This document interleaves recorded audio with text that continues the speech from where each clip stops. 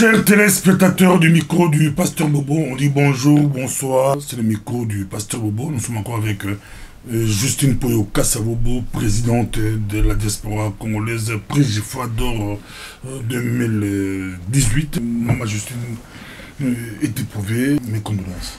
Oui, merci beaucoup, Pasteur Bobo. Je suis très touché par votre sympathie et je remercie aussi tous ceux qui se sont manifestés à l'occasion de ce deuil. Merci beaucoup.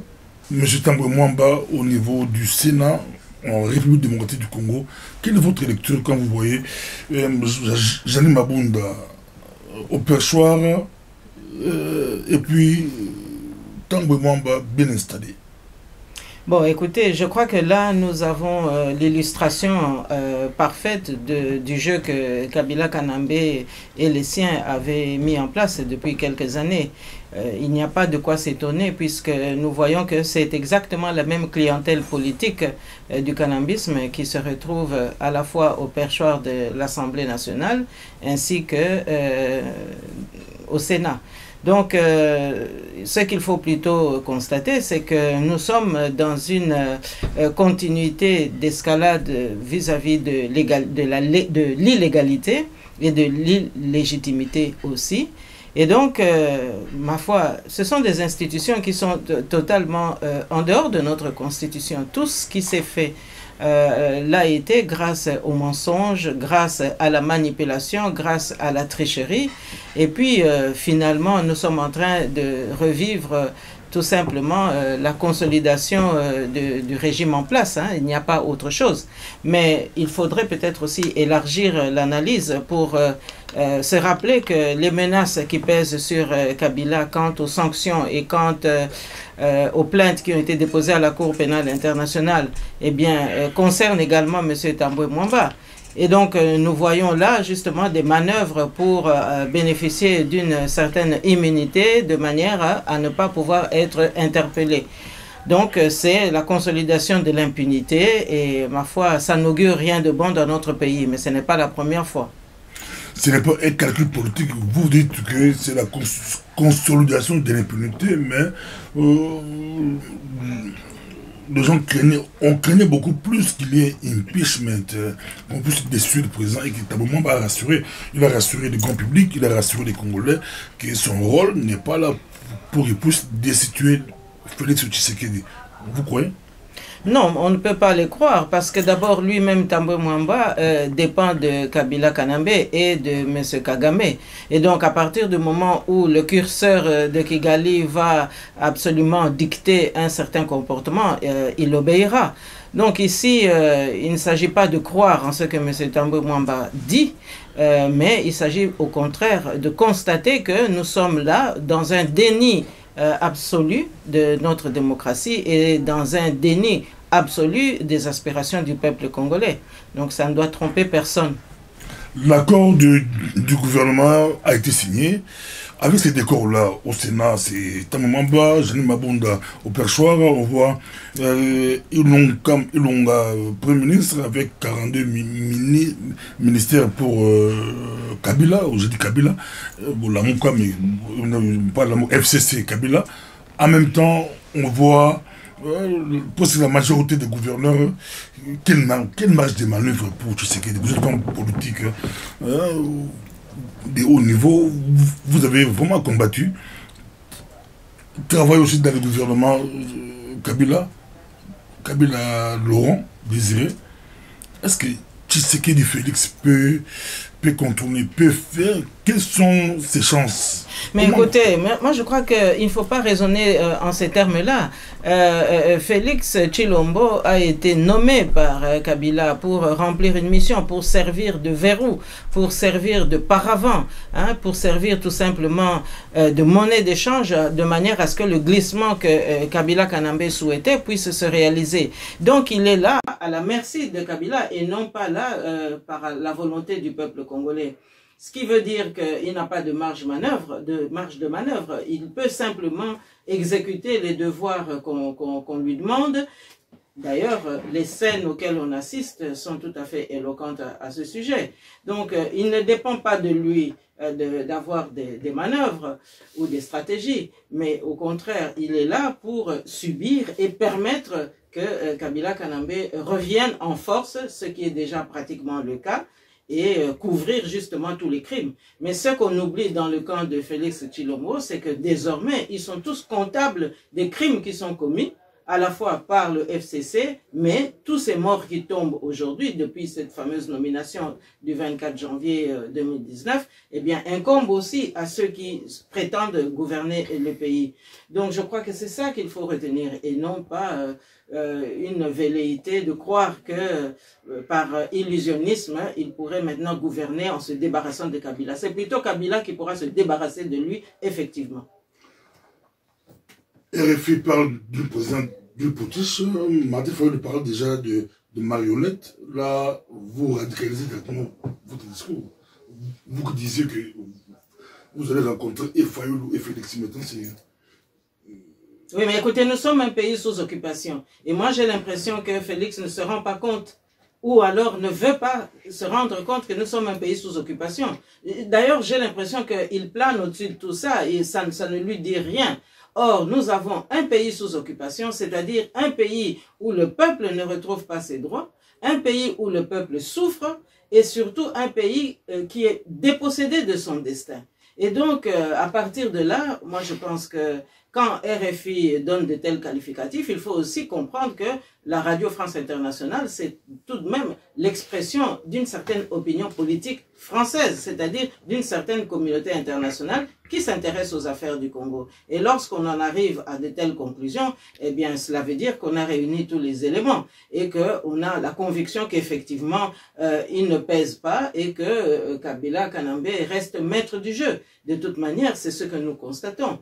Parce que sinon, je crois qu'il y a beaucoup de scènes auxquelles on a assisté n'auraient pas eu lieu s'il en était autrement. Mais comment lui-même ne croit pas, Félix ne croit pas, il dit, je ne crois pas que je suis une marionnette, je ne crois pas que je suis une potiche, quelqu'un qui a un pouvoir apparent, mais qui n'a pas de pouvoir. Il ne croit pas ça. Mais je pense qu'ici, chacun s'est moqué du peuple congolais. Parce que quand RFI qualifie un acteur politique congolais comme potiche, mais cela veut bien dire que nous sommes loin de croire et de voir que effectivement il y a un exercice de souveraineté dans le chef de Tshilombo. Et donc moi je pense que oui, il ne contrôle pas la situation. D'ailleurs, ça ne dépend pas de lui. Et je crois qu'aujourd'hui les enjeux qui concerne la République démocratique du Congo dépasse justement toutes ces manigances auxquelles on assiste aujourd'hui. Il faut quand même savoir que le destin du Congo aujourd'hui, c'est là-dessus que nous devons raisonner. C'est là-dessus que nous devons aussi réfléchir. Que va devenir le Congo demain?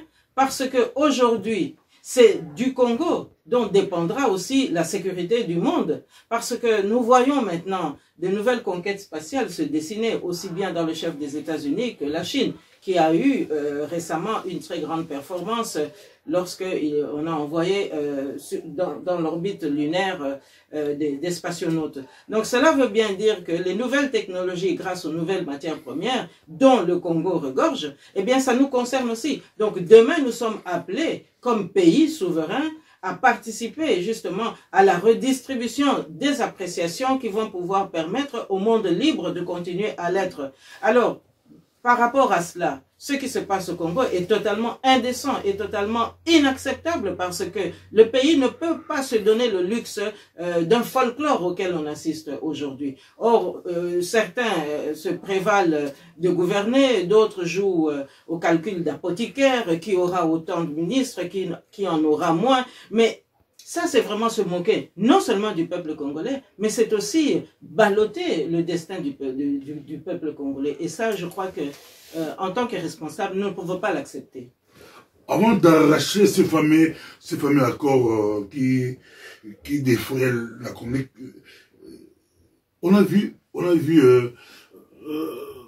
une image, une photo où Kabila, en face de Félix Tshisekedi, vous avez vu la photo, ils étaient presque à 6 autour d'une table avec, on dit, verre de champagne.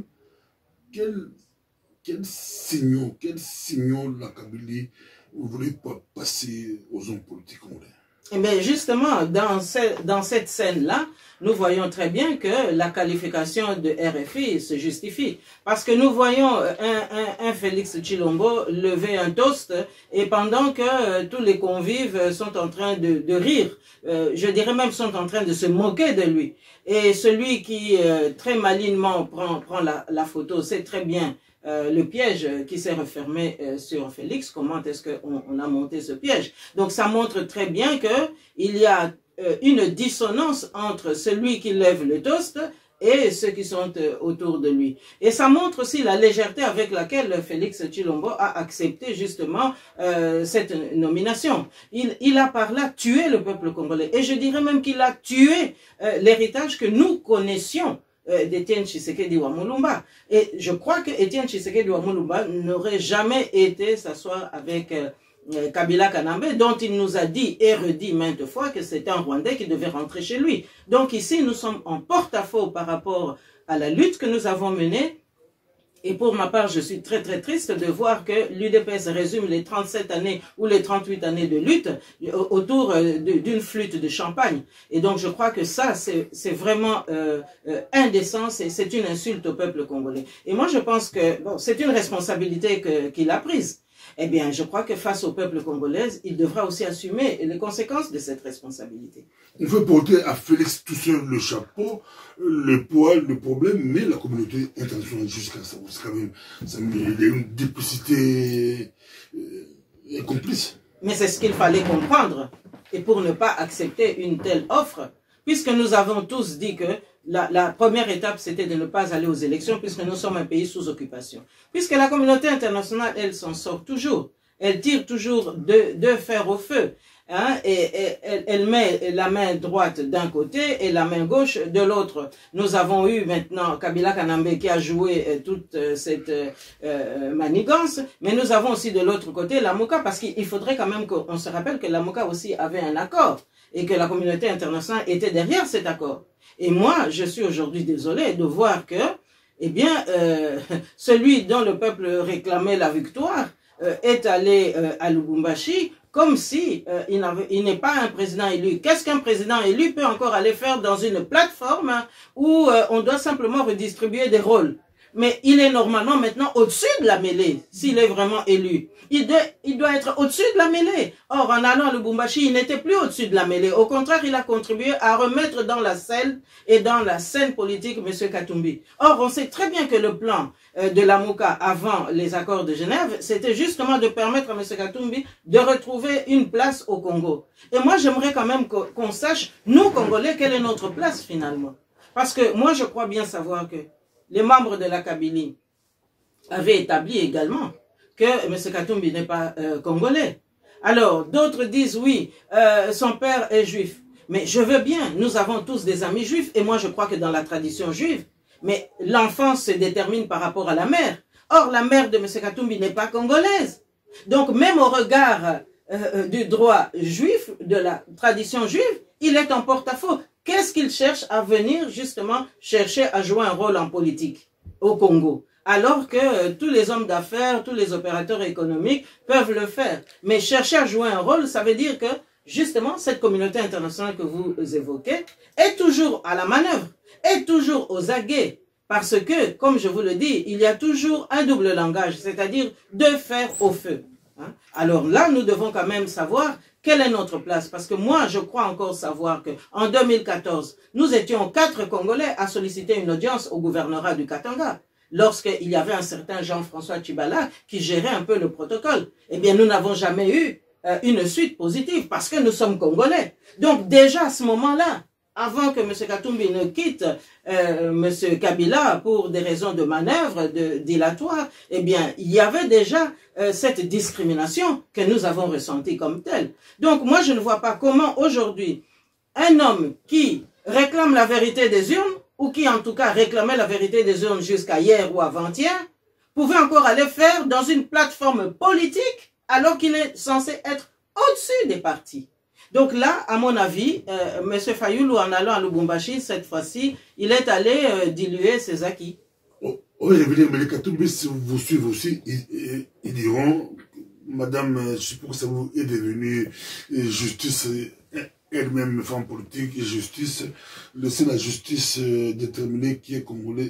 Oui, mais nous avons été pénalisés sans qu'il y ait une expression quelconque de la justice. Regardez ce qui se passe depuis Sun City jusqu'à aujourd'hui. Mais ce sont toujours les mêmes qui tournent autour de la mangeoire. Ce sont toujours les mêmes qui traficotent la Constitution. Ce sont toujours les mêmes qui donnent des appuis et des béquilles à Kabila Kanambe. Est-ce que vous voyez là l'expression vraiment de ce que nous avons conquis le 30 juin 1960? Moi, je ne le crois pas. Donc, les Congolais aujourd'hui sont méprisés. Regardez la population. Oubliez même que nous sommes, nous, acteurs politiques, hein, qui revendiquons quelques droits. Mais regardez le peuple congolais. Est-ce qu'on reconnaît le droit du peuple congolais? Normalement, tout ce qui se passe aujourd'hui, depuis le mois de janvier, n'aurait pas dû avoir lieu parce que nous aurions eu un président soi-disant élu, mais nous constatons qu'on est en train de manœuvrer pour pousser la population à continuer à vivre dans des illusions. Entre-temps, le temps passe. Il y en a même qui, au sein de la Mouka, commencent à dire, oui, mais il y a un état de fait, et donc nous sommes obligés de faire avec et de voir 2023. Mais lorsque on a vraiment la conviction d'avoir gagné, mais on ne se remet pas à la volonté populaire dans 4 ou 5 ans. On continue à se battre pour ce droit-là. Or, ce n'est pas le cas. Donc, nous sommes bien là, dans des manœuvres, tant derrière le dos de la Mouka que derrière le dos de Kabila Kanambe. Et ce sont les mêmes tenants et aboutissants qui maîtrisent la situation. Le président Martin Fayulu, le président élu, a été désigné par ses pairs de l'opposition de 7. Entre autres, Félix Tshisekedi Kamere, Jean-Pierre Bemba, Adolphe Mouzito, Freddy Matumulu, Mboussani Mouissi, je vois le 7. Pour être candidat de l'opposition, on connaît la suite aujourd'hui. Il est devenu très populaire grâce à ces pairs de 7 là. Après c'était sur les 6 ou les 5. Aujourd'hui, demander à Fayulu de rejeter la Mouka, ça sera comme si vous crachez sur la Non, ne me faites pas dire ce que je ne dis pas. Moi, je pars d'un constat. Voilà un homme qui a gagné les élections, d'après tout ce que nous avons pu constater jusqu'ici. Et ma foi, il lui arrive d'oublier justement la posture justement de président élu. Hein? Moi, je ne vois pas dans les pays démocratiques un président élu qui va encore aller chercher une légitimité dans le parti. Il est censé avoir la légitimité et même obtenir qu'on l'aide à former un gouvernement. Même si ce gouvernement a des difficultés pour vivre, il devait au contraire former un gouvernement. Et alors, à ce moment-là, c'est un gouvernement issu de la légitimité populaire qui se battrait en face d'un gouvernement issu du mensonge, de la manipulation. Donc, c'est ça. Alors, moi, je crois que là, il y a une appréciation politique qui fait défaut. Et moi, je suis là pour remettre un peu les balises en place. Donc, il devait constituer un gouvernement si, justement, il était convaincu que le peuple l'a choisi. Or, il va encore dans des jeux, dans des manœuvres où il y a encore des interférences, des intrus qui viennent se faufiler pour déjouer d'autres calculs. Vous voyez? Donc, moi, je crois que la politique maintenant la haute politique doit reprendre ses droits. Donc, il dirait que M. Fayulu est sous pression. Pour vous, le tâtonnement de Fayulu hésite, tâtonne un peu. C'est dû aux pressions internationales, là, ou c'est dû à quoi? Il hésite encore. Vous proposez directement qu'il puisse former un gouvernement. Mais à partir du moment où on est convaincu d'être élu, mais la suite logique, c'est de constituer un gouvernement, quelles que soient les circonstances dans lesquelles on évolue. Il ne l'a pas fait jusqu'ici. Et donc, moi, je dis que s'il hésite, mais c'est tout simplement parce qu'il y avait aussi des accords. Rappelez-vous, il y a quelques mois, nous disions que dans le cas de figure où c'est M. Fayulu qui viendrait au pouvoir, 2 ans après, il devait maintenant s'arranger pour qu'il y ait de nouveau des élections. Or, notre constitution ne statue pas qu'on fasse de nouveau des élections après 2 ans. Il y a toujours cette séquence de 4 à 5 ans où on doit pouvoir remettre justement les candidatures ou les postures en jeu. Alors, ça veut dire que, effectivement, toutes ces pressions-là continuent, mais ça veut dire aussi que lui-même n'a pas suffisamment, peut-être, de courage pour vraiment aller au-delà. Parce que finalement, c'est ça qu'il faut. Hein? Je peux quand même dire qu'il doit être reconnaissant aussi à la diaspora, parce que moi j'ai vu une diaspora s'éclater. Une diaspora qui ne savait plus à quel sein se vouer, bien qu'elle ait été exclue de son rôle électoral, mais une diaspora qui s'est quand même manifestée en symbiose avec ce que le peuple congolais avait choisi. Mais j'ai l'impression que M. Fayulu, oui, il apprécie le bain de foule, mais le poids politique et le fait politique d'un soutien de certains au sein de la diaspora, eh bien, ça lui échappe. Ça lui aurait permis peut-être d'avancer beaucoup plus vite et beaucoup mieux. Mais que répondez-vous à ceux qui se posent des questions ici dans la diaspora? On dit que 2018, madame, je suis au Kosovo, prise de dehors 2018, conférence politique, vous avez fait bouger la diaspora. Si on est partout dans le monde, vous étiez partout, Europe, Amérique, des conférences au Parlement britannique, par-ci par-là, dans des grandes universités aux États-Unis, on vous a vu partout. Mais brusquement, 2019, on ne voit plus votre gouvernement. Est-ce qu'il y a encore un gouvernement? Je suis une Kassavou aujourd'hui. Vous proposez à Fayulu de faire un gouvernement, mais votre gouvernement, ça a suscité de l'espoir à un moment donné. Mais les gens se posent des questions. Où est Justine Paul Kassavou? On sait que vous étiez éprouvé, ça fait un temps que vous ne parlez plus, mais je suppose que on ne voit pas.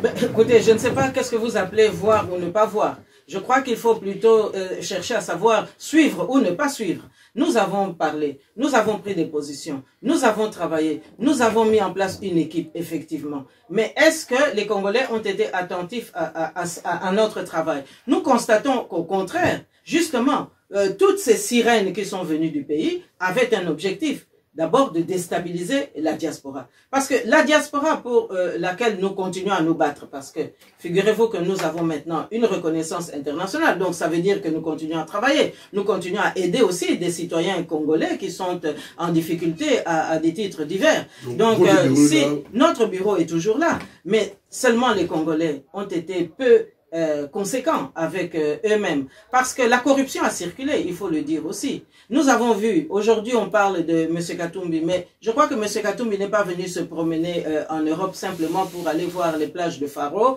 ou pour aller voir, je ne sais pas, le Vésuve près de Capri. Il est venu pour essayer de s'infiltrer dans la diaspora. Et aujourd'hui, vous constatez aussi que dans la diaspora, il y a des gens qui se revendiquent de lui, mais tout comme vous avez aussi une grande majorité qui se revendique de M. Fayulu. Mais là où justement la composante congolaise a fauté, mais c'est qu'elle n'a pas compris que nous faisions une offre politique pour faire un contrepoids, pour avoir aussi un contre-pouvoir pour peser sur les événements. Or, beaucoup ont accepté la corruption, ça je suis quand même obligé de le dire, et donc sont allés à des titres divers, à gauche et à droite. Il suffit de voir le nombre de gens qui, dès que Félix a accepté sa nomination, eh bien sont allés au Congo croyant que les choses allaient changer.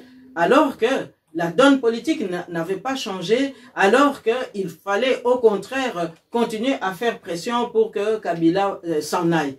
Eh bien, ça n'a pas été le cas. Donc là, ce n'est pas notre responsabilité, ce n'est pas de notre faute. Parce que l'homme reste libre de ses choix. Le citoyen congolais reste libre de ses choix. Et donc, à partir du moment où on accepte une certaine corruption, ou qu'on accepte un certain tribalisme pour lequel, justement, on se désengage d'une prise de position pour aller suivre un frère par ordre tribal, eh bien, à ce moment-là, qu'est-ce que vous voulez qu'on fasse? C'est ça aussi le problème qui se pose au sein de la communauté congolaise. Et donc, cette difficulté qu'ont certains compatriotes, justement, à traiter le problème d'État, non pas suite au tribalisme ou au fanatisme ou suite à la corruption, mais de traiter le problème d'État selon les faits et selon les convictions. Et donc là, moi j'en appelle justement aux Congolais qui se sont rendus compte que les choses ne se présentaient pas comme ils l'avaient espéré, pour revenir sur le droit chemin.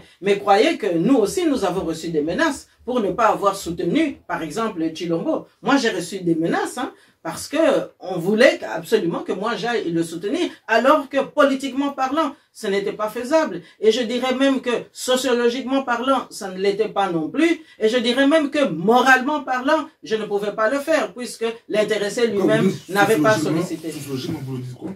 Mais sociologiquement, ça veut dire quoi? Nous sommes là pour défendre le peuple congolais dans toutes ses couches sociales. Donc nous sommes là pour que toutes les couches sociales congolaises se retrouvent dans le jeu politique, se retrouvent en tout cas dans la défense de ses intérêts par rapport à la classe politique. Donc cela veut dire que nous sommes là pour défendre toutes les couches sociales. Merci beaucoup. Mais vous avez dit que les gens voulaient que vous puissiez soutenir Félix Tshisekedi, mais lui-même, vous n'avez pas senti le besoin. Lui-même, il ne vous a pas appelé. Est-ce que depuis lors, il vous a contacté lui-même? C'est les gens qui voulaient que Justine Pao Kassavou vous travaille avec Félix. Justine Pao Kassavou, ça c'est vos fanatiques, les gens qui vous aiment de partout, que ce soit dans l'IDPS ou ailleurs. On voyait que si on prenait Justine Pao Kassavou de la diaspora, travailler avec Félix Tshisekedi, ça pouvait faire la chose. C'est des souhaits. Mais est-ce que vous avez dit que lui-même, vous n'avez pas senti le besoin venir de lui-même? Est-ce qu'après lui-même a tenté? Écoutez, je suis ici à vos côtés pour défendre encore une fois le peuple congolais à travers notre rôle de la diaspora, mais aussi à travers notre casquette de femmes politiques.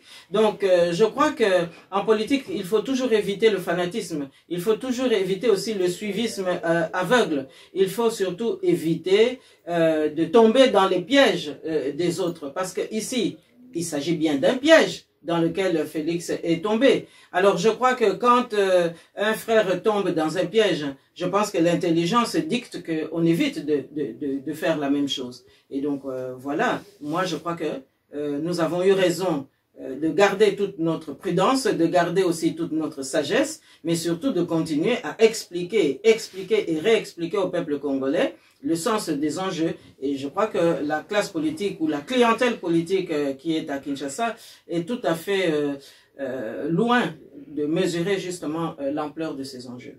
En tout cas, je voulais ces 2 minutes lancer un message en français, 1 minute en français, 1 minute en lingala. N'oubliez pas, peut-être même Ebola aussi, je vois, c'est toute la classe politique confondue à l'opposition, au pouvoir, pour résistance, partout, dans tout unanime, mais tout combattre, tout éradiquer Ebola. Mais la Congolais, le langage contre Ebola.